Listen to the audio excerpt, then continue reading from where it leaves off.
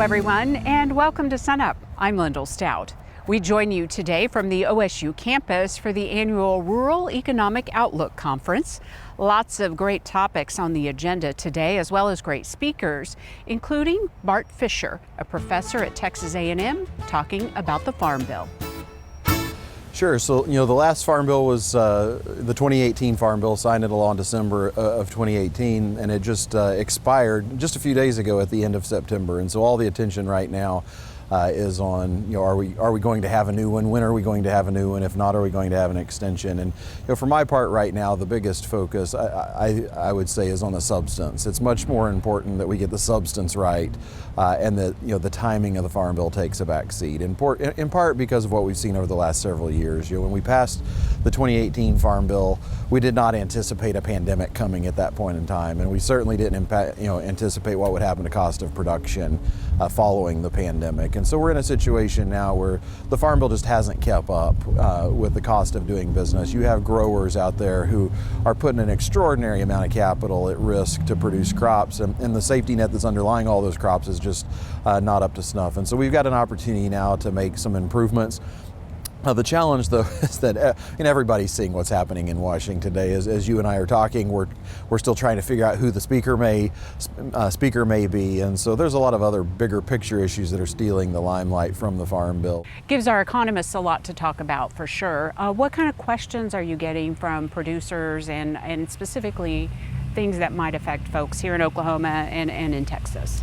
Sure, and a lot of the Farm Bill does not, it doesn't require a lot of input, right? There's a lot of things that are working quite well in it. And one example I point to, early in my career, I had the good fortune of working for Chairman Lucas, right, from right here in Oklahoma. And one of the things that he included in that bill was the livestock forage program. We didn't anticipate, yes, we were in drought at the time, but we didn't anticipate how long that drought would last, and we certainly didn't anticipate that we would be hit with successive droughts after that. And so a program like LFP, and part of it because of his foresight, we permanently funded it in the 2014 Farm Bill, and we don't have to do that again. And so it's working quite well. And so mainly what we're focused on is the more traditional income support programs. Not to get way in the weeds, but for a lot of your listeners who deal with this, things like the Price Loss Coverage Program and the Agriculture Risk Coverage Program that were created under Mr. Lucas's bill, at the time, there was a lot of effort put into making sure that those support levels were set relative to cost of production, but the world's completely changed over the last 10 years. And so it's just time to take another look at it. I'm sensing some optimism in what you're saying. Is that accurate? I think so. I mean, look, we're not, I'm not naive to all of the challenges. I lived them for almost a decade, right, of trying to navigate farm bills through Congress. And so there's always challenges, but that's just part of the nature. One is the part of the nature of this country. Our country was designed, to be difficult to get through stuff, get stuff through Congress, because we didn't want things shoved through Congress, right? And so, I mean, it's a democratic process that takes lots of input. It's very messy. Some of it right now is very much self-inflicted, which seems a bit confusing, but I'm very optimistic. And one reason I am is because this Farm Bill is a bit unique in that several things have already been reauthorized. Crop insurance is often a big part of the conversation, and it's not to say it won't be this time, but it was reauthorized last fall with the passage of the Inflation Reduction Act. The president's signature climate legislation reauthorized almost all the conservation programs, and so that's been done. And so what it's really done is it's kind of brought the conversation to focus around Title I of the Farm Bill, which, despite the fact it's now a tiny share, it's still the historic reason, the fundamental reason why we have a Farm Bill and why we do them every 5 years, is to make sure the safety net is reflective of the risks being faced by growers. You and your colleagues and peers from other schools put out information all the time. Tell us about what that is and how we can find it. Sure. So a little bit over a year ago, we started a new effort called Southern Ag Today, and so it's at the website southernagtoday.org. And it's just a daily email, and part of it grew, one, just out of a need to communicate, but probably the signature feature of it is that it's a group effort across all 13 Southern land-grant universities, including the 1890. We work with a lot of 1890 land-grant universities as well, mainly through the extension service, and it's an outlet for those groups to be able to band together and communicate on topics. And so on Mondays we do crop marketing, Tuesdays we do livestock marketing, Wednesdays we do farm management. Thursdays is ag policy and trade. That's primarily where I write. And on Fridays is miscellaneous topics like ag law, things like WOTUS or Prop 12 out in California, where we'll weigh in on those topics. Bart, thanks so much for being with us. Great information about the Farm Bill. And of course, we enjoyed your presentation today at the conference. You bet. Thanks, Lyndall. And for a link to the newsletter sign up, just go to sunup.okstate.edu.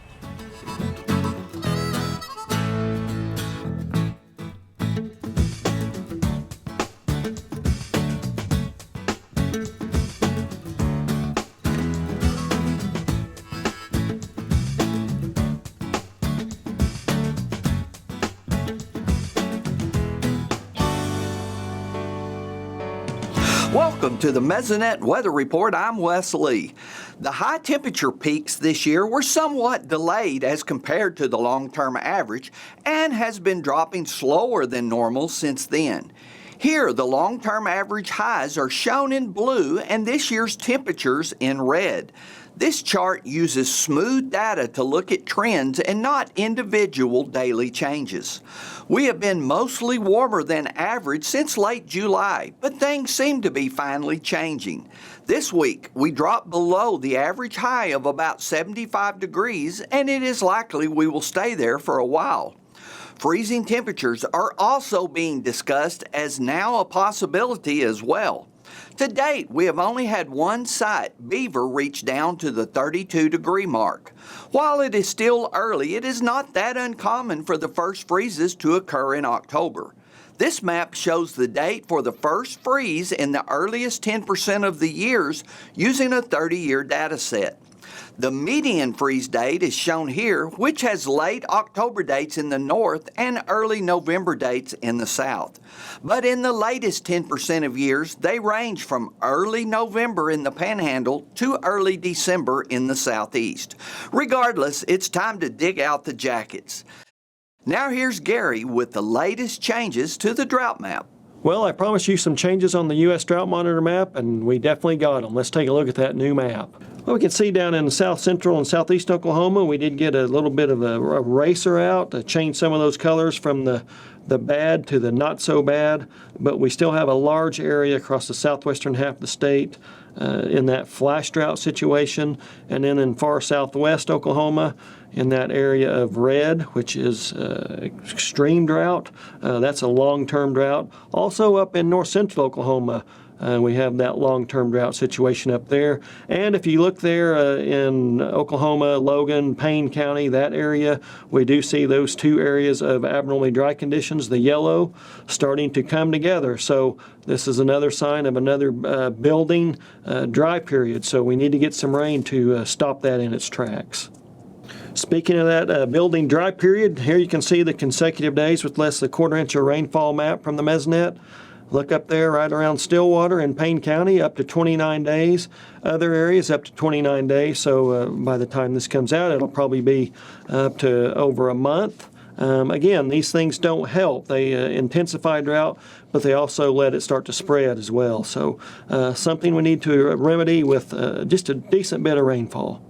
The current flash drought's working on just over 80 days worth of dry weather. So when we look at the 60 and the 90 day, it's a little bit in between there, but we can see it on the 90-day map from the Mesonet. Here you can see that area across the southwestern half of the state, a little bit farther into south central Oklahoma versus the southeast. You can see those areas with less than 3 inches of rainfall, less than 4 inches, less than 5 inches. So those are areas that are hurting right now. And you look at that on the departure from normal map for the same time frame, last 90 days, and you can see those deficits over that 3-month period, basically 3 to 4 to 5 to 6 inches, as many as 7 to 8 inches in some parts. So definitely that flash drought still going strong in parts of the state. So each one of these dry periods kicks that drought along just like a can down the road. We do need to get some rainfall to interrupt it and maybe start to curtail it a little bit. That's it for this time. We'll see you next time on the Mesonet Weather Report.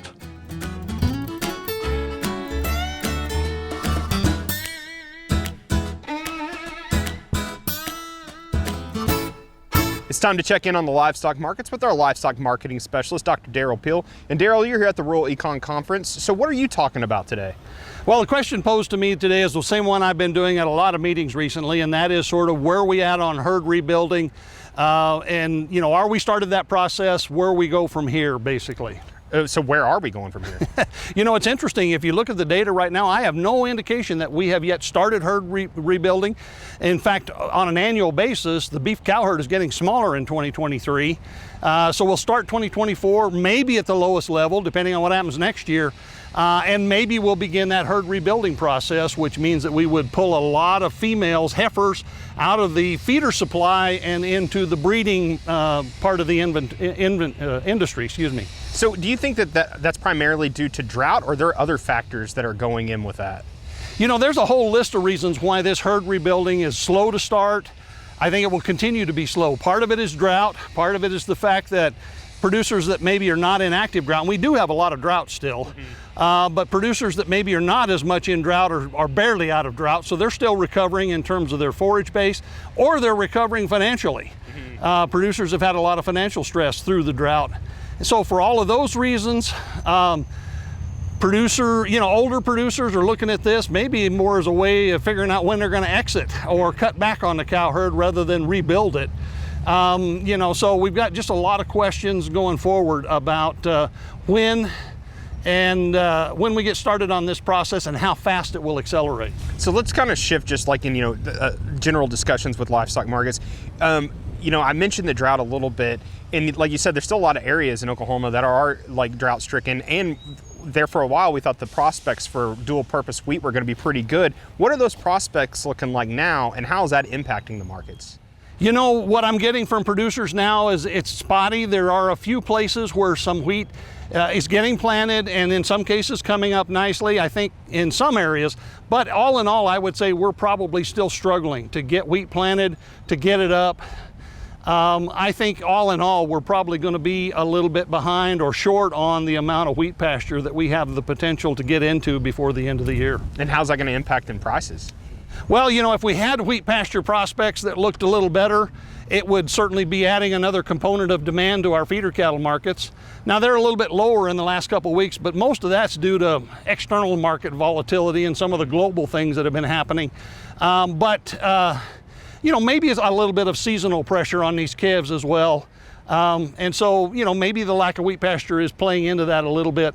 Honestly, we haven't seen a lot of impact on the markets at this point in time. All righty, thanks, Derrell. Dr. Derrell Peel, Livestock Marketing Specialist here at Oklahoma State University.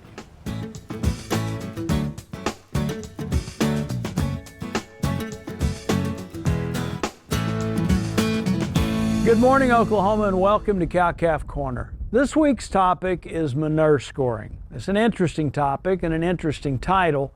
Let's talk about how we get there and the purpose of this week's topic. It is the time of year in Oklahoma where we're weaning calves. If we haven't done it already, we're getting ready to wean calves. If we've just weaned a calf off, it's that time of the year when she's going to be at about her lowest body condition. She'll put some back on going into calving season. We know at the beginning of calving season, we'd like to have our mature cows in a body condition score of 5+, our bred heifers at a body condition score of 6, and that's going to enable them to turn around and have prompt breed back so that they're breeding up quick enough to repeat the process and wean off another calf in that 12-month window. So monitoring body condition scores, as we've talked about before on this show, is a very important method to manage cows, keep them in the right plane of nutrition. But manure scoring is something we can look at more in the short term and on a day-to-day basis have a better feel for whether or not we're meeting particularly the protein requirements in our cow herd. Now, looking at manure out of our cows can indicate a lot of things, and some of them are health related. But just with respect to where we're at right now in Oklahoma, if we've got ample standing forage, it's a pretty safe assumption that that forage is in the process of going dormant. The quality, the nutritional content, and particularly the crude protein content of that grass is going down. And so it's the time of year if we need to be giving our cows a bit of a nutritional boost, some protein supplementation is going to be key. in helping them utilize and maximize the digestibility of that standing forage we've got on hand. If we look at manure scores, basically, if we are seeing a manure score of about 1, and manure scores range from 1 to 5, where 1 is something that looks like what we may identify in Oklahoma as the consistency of calves growing on wheat pasture. A manure score of 1 has got more moisture in the manure than it does solids. It's about the consistency of cream soup. Splatters makes a really flat pad. We go on up in how solid it gets to a manure score 3, which is typically something that only piles about 2 inches deep out of a mature cow, actually pools a little bit in the center. And that's the manure score we're looking for this time of year. It means that nutritional quantity, quality, everything in terms of requirements are being met. The rate of passage is about where we want it. And we'd like to see a manure score of 3. And then all the way out to a manure score of 5, which is what we're prone to see more of this time of year. A manure score that indicates we're not getting enough protein in the diet. There's a lot of fiber. Rate of passage is slow. These are the pats of manure that can literally get 4 to 6 inches tall. An eyeball score of manure pats this time of year can tell us if we need to be adding some protein to the diet. A little bit of protein supplementation, and if we see those really liquid manure scores of 1 and 2, we know we may be overdoing it, and we can back off a little bit in those cubes that we're actually supplementing into the cow's diet. If we're looking at something that's about a 3, we know we're getting what we need into those cows. And if we're seeing manure score 4s and 5s, those ones that pile really deep, we know we need to be getting more protein supplementation into those cows' diets. Manure scoring is a quick and easy to use management tool, something we can take a look at with the naked eye on a day-to-day basis, and it's pretty informative in terms of helping us make some nutritional management decisions. Thanks for joining us this week on Cow-Calf Corner.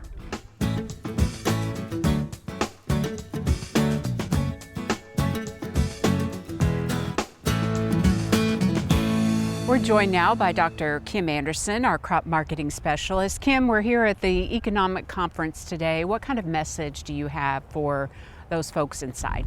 Well, the first thing we talked about was benchmarks. A number, say the price of wheat in northern Oklahoma is $6.10. That doesn't mean anything to a decision maker unless they've got the past to compare it with and have an idea of how it may change in the future. We talked about that producers don't sell or market their corn, their wheat, their cotton. What they market is their land, labor, capital, and management. They sell the commodity that they produce. We talked about it's almost impossible to predict prices, but you've got to estimate prices so that you can develop budgets and you can compare different crops and different enterprises to see which one would be the most profitable for you. And then we talked about the change in land use in Oklahoma over the last 40 years. With that in mind, how are you answering that question in terms of land use? Well, if you look at cropland since the mid 80s, cropland has declined from about 14 million acres to a little less than 12 million. You look at the pasture, the range, the hayland, it increased from 16 million acres to 22 million acres. Wheat planted acres has declined from 8 million to 4.5. Corn has increased from 100,000 acres to about 400,000 acres, and soybeans from 300,000 to 500,000. Cotton, it declined from the 80s into the 90s and then increased here the last couple of years. You mentioned benchmarks earlier. What are some of those benchmarks? Well, the numbers I talked about for wheat were like $6.10. That's the current price of wheat in northern Oklahoma. If you go to the Panhandle, it's 25 cents lower. If you go in southern Oklahoma, it's about 40 cents lower. If you're forward contracting for 24 harvested wheat, you got about $6.20 northern Oklahoma, 15 higher in the Panhandle, 30 lower. We talked about corn, $4.70 now. 24 crop, about $4.95. Soybeans, $11.90 now. $11.70 for the 24 crop, and cotton about 81 cents now, and around 76 to 78 for 24. So we talked about those prices and how they could change over the next few months and over the next year. With all of this in mind, what is your guidance for producers watching and those in the audience today? Well, that it's essential that you have a strategy and you have plans, several plans to go with each strategy. So be flexible. We talked about a Peter Drucker quote. There are no solutions with respect to the future. There's only choices between courses of action, each imperfect, each risky, and each uncertain, each involving different costs. But nothing can help the manager more than to know what alternatives are available and what they imply. So put pencil to paper, do your homework, and make informed decisions, right? That's exactly correct. Okay, Kim, thanks a lot. We'll see you next week. And just a quick reminder about the upcoming OK Fire workshops coming up this fall. The first session will be split into 2 parts on October 25th and 26th and will be held over Zoom. Workshops will consist of a combination of presentations, website demos, and question and answer periods. Now, these workshops are free, but registration is required. For more information about this event and how to register, just go to sunup.okstate.edu.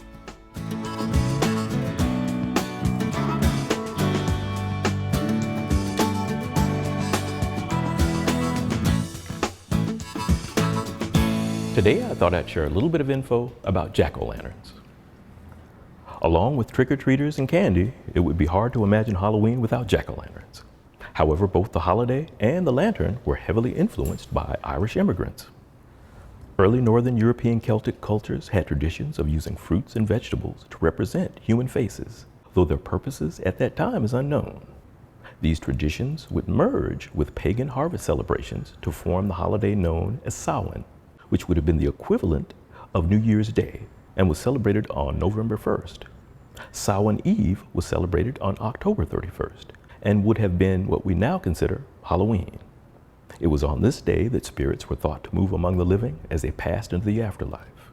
The Celts would build bonfires, dress up in costumes, and carve scary faces into root vegetables such as turnips to help protect themselves from the spirits. Eventually, these vegetables would later serve as lanterns, as metal lanterns would have been expensive and out of reach to many. Carving faces and designs into the hollowed out turnips would allow light to pass through while protecting the candle or ember inside. The name Jack-o'-lantern may have originated from an 18th century Irish folktale about a man named Stingy Jack who enjoyed drinking and mischief. He would eventually be doomed to forever walk the earth with only a turnip lantern to light his way. This would inspire the nickname Jack of the Lantern, or Jack-o'-lantern. When Irish immigrants arrived in the United States in the 19th and early 20th century, they brought these traditions, folk tales, and holidays with them. They would also find a winter squash that was much larger and easier to carve, the pumpkin. So just a little bit of information about jack-o'-lanterns. Happy spooky season. For more information, please visit sunup.okstate.edu or food.okstate.edu. Finally today, we're on the road to Muskogee County to go grocery shopping at the mobile market. SUNUP's Seth Fish brings us this story.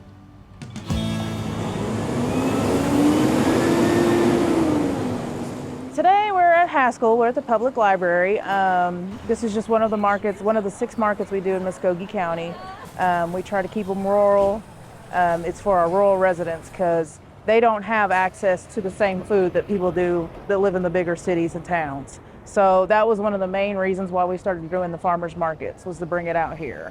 Well, EODD, Area Agency on Aging, we work with just seniors, 60 and older. We are a senior citizen resource service. We started this because we were tasked with fighting social isolation since the pandemic.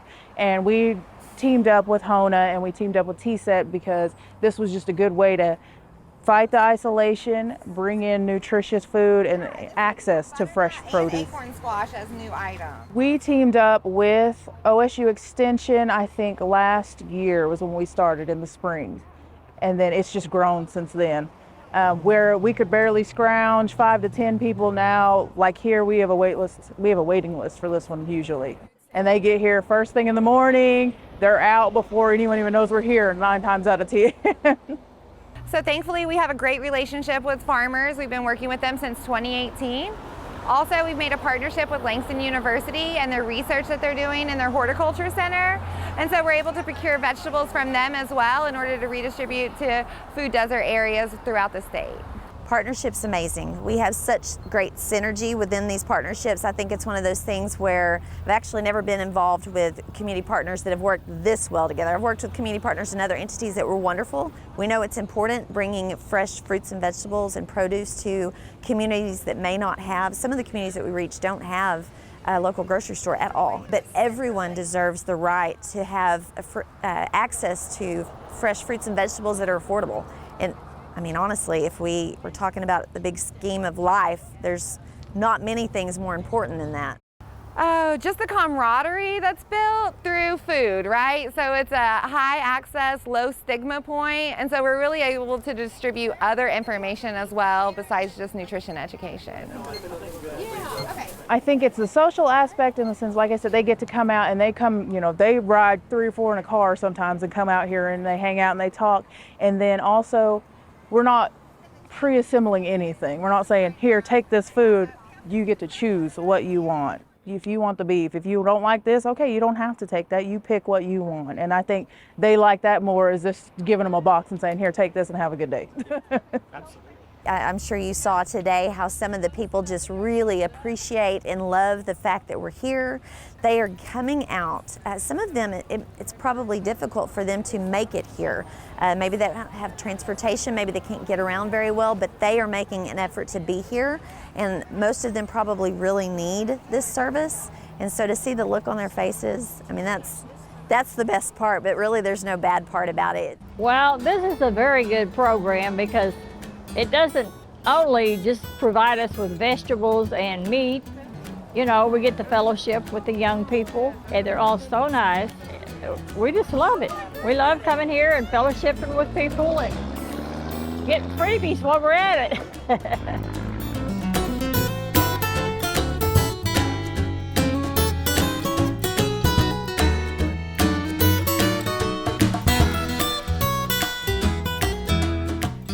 That'll do it for our show this week. A reminder, you can see more on the great topics we covered today on our website and also our YouTube channel. I'm Lyndall Stout. Have a great week, everyone, and remember, Oklahoma agriculture starts at sunup.